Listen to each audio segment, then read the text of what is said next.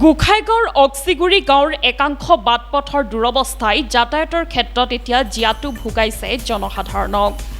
ৰাজ্যত নেৰানেপেৰা বৰষুণ হোৱাৰ ফলত ১ নং গোখাইগাঁৱৰ বিধানসভা সমষ্টিৰ অন্তৰ্গত অক্সিগুৰি গাঁৱৰ ৰবিহাজী ছিনিয়ৰ ছেকেণ্ডেৰী স্কুলৰ গাতে লাগি থকা কালভাৰ্টটো বাৰিষাৰ পানীয়ে উটুৱাই লৈ যোৱাৰ ফলত গাঁওখনত যাতায়াতৰ ক্ষেত্ৰত জমৰ যাতনা ভোগ কৰিছে ৰাইজে। পদ্মবিলৰ পৰা অক্সিগুৰি ৰবিহাজী ছিনিয়ৰ ছেকেণ্ডেৰী স্কুলৰ দাঁতিত অৱস্থিত পথটোৰ ওপৰত থকা এটা কালভাৰ্ট বাৰিষাৰ বানত উটি যোৱাৰ ফলত যাতায়াত বন্ধ হৈ পৰিছে গাঁওখনত। আনহাতে অক্সিগুৰি গাঁৱৰ পৰা হাব্ৰুবিল আৰু NB অসামৰিক চিকিৎসালয়লৈ যোৱাৰ ব্যস্ত পথটোৰে বিদ্যালয়লৈ অহা যোৱা কৰা ছাত্ৰ ছাত্ৰী, এম্বুলেন্স সেৱাকে ধৰি কাম কৰা শ্ৰমিক, কৃষক ৰাইজৰ লগতে সৰ্বসাধাৰণ ৰাইজে বহু কষ্টৰে যাতায়াত কৰি আহিবলগীয়া হৈছে। উল্লেখ্য যে ৰাইজে কালভাৰ্টটো মেৰামতিৰ বাবে সমষ্টিৰ বিধায়ক আৰু BTR চৰকাৰৰ বিভাগীয় বিষয়ববীয়াসকলক অৱগত কৰিছে যদিও বৰ্তমান পৰ্যন্ত কোনো কাণসাৰ নাই স্থানীয় বিধায়ক জিৰণ বসমুথাৰীৰ।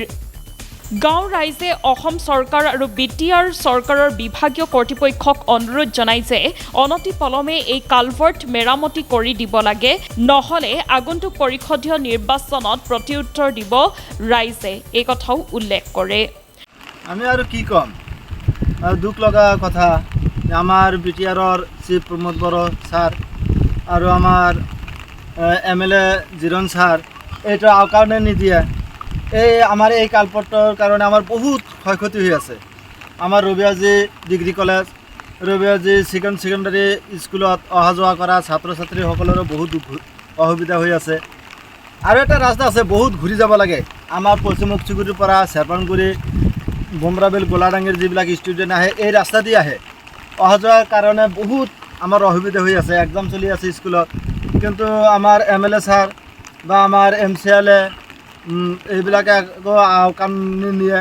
কিন্তু ইলেকশ্যনৰ সময়ত সকলোৱে প্ৰতিশ্ৰুতি দিয়ে যে আমি অক্সিগুৰিৰ এই ৰাস্তাটো কৰি দিম, সেই ৰাস্তা কৰি দিম, অমুক কৰি দিম, তমুক কৰি দিম, বহুত কয় কিন্তু নকৰে। সেইকাৰণে আমি এইবাৰ এটা প্ৰতিশ্ৰুতি লৈছোঁ, যদি আমাৰ ইলেকশ্যনৰ আগত আমাৰ অক্সিগুৰি এই ৰাস্তাটো যদি নহয় তেতিয়াহ'লে আমি ৰাইজে মিলি এটা মানে প্ৰতিবাদ কৰিম, আমি ভোট বৰ্জন কৰিম। কিমান দিনৰ পৰা হৈ আছে এনেকুৱা অৱস্থা? এইটো বহুত দিনৰ পৰা হৈ আছে। আমাৰ অক্সিগুৰি বহুত দিনৰ পৰা 17-18 বছৰ BPF-এ ৰাজত্ব কৰি তেতিয়াও হোৱা নাই। আমাৰ UPPL চৰকাৰ আহিছে, সেইটোও ৰাস্তা ঘাট নকৰে, কিন্তু এটা কাম ষ্টাৰ্ট কৰিছে, সেই কামটোও বন্ধ হৈ আছে।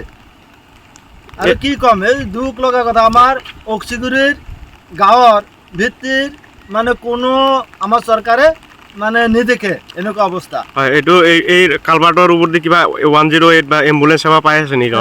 নাপায়, এইটো আগৰ পৰাই নাপায়। এইটো বহুত দুৰ্বল মানে কালভাৰ্টটো বনাইছিল, এইটো দিয়া এম্বুলেন্স আহিব পৰা নাই। কিন্তু আমাৰ এই মানে পদ্মবিল বোলে বল্লামগুৰি দি ঘূৰি আহিব লাগিছিল।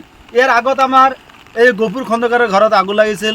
আমাৰ আগুন নিৰ্বাপক গাড়ীটো সেইফালে আহোঁতে আমাৰ ঘৰটোৰ ভস্মীভূত হৈ গৈছিল। এনেকুৱা অৱস্থা আমাৰ অক্সিগুৰিৰ। আৰু কি ক'ম, এনেকুৱা দুখ লগা কথা। গোখাইগাঁৱৰ পৰা আবু তাহিৰ শেখৰ ৰিপৰ্ট, সংবাদ লহৰ।